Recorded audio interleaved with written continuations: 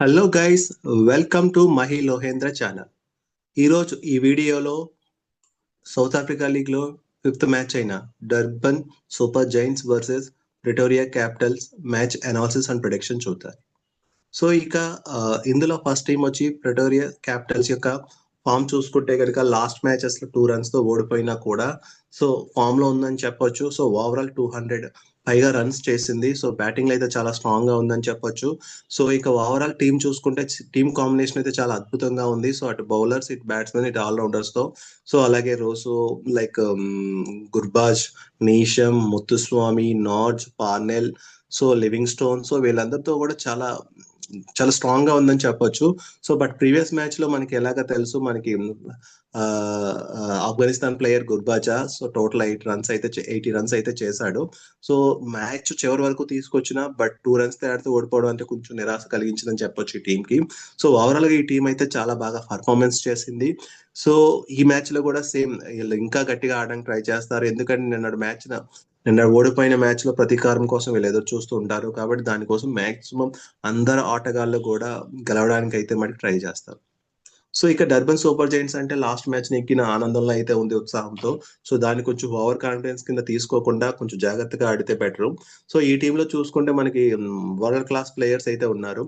Klaasen, de Kock, Kane Williamson, so Woakes, so Naveen హుల్హక్క, మహారాజా, so వీళ్ళందరూ కూడా చాలా మెయిన్ ఆటగాళ్ళు ఈ టీం చూసుకుంటే గనక. సో క్లాసిన్ వచ్చి లాస్ట్ మ్యాచ్ లో పెద్ద ఆకట్టుకోలేకపోయాడు. డీకాక్ కూడా సేమ్. బట్ కేన్ విలియమ్సన్ అయితే చాలా బాగా ఆడాడు, మనకు తెలుసు. సో అతని వల్లే హైయెస్ట్ స్కోర్ అయితే అయ్యింది.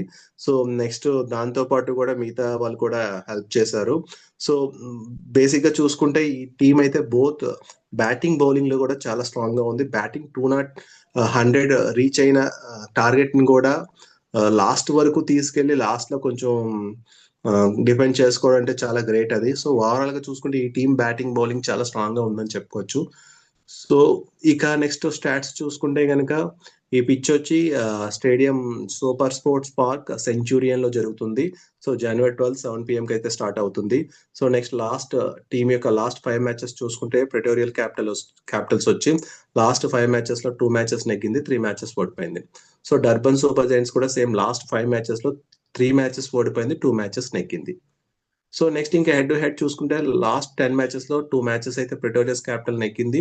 సో 3 మ్యాచెస్ అయితే డర్బన్ సూపర్ జైంట్స్ అయితే నెగ్గింది. సో ఇక్కడ పైచే చూసుకుంటే డర్బన్ సూపర్ జైంట్స్ కింద చెప్పుకోవచ్చు.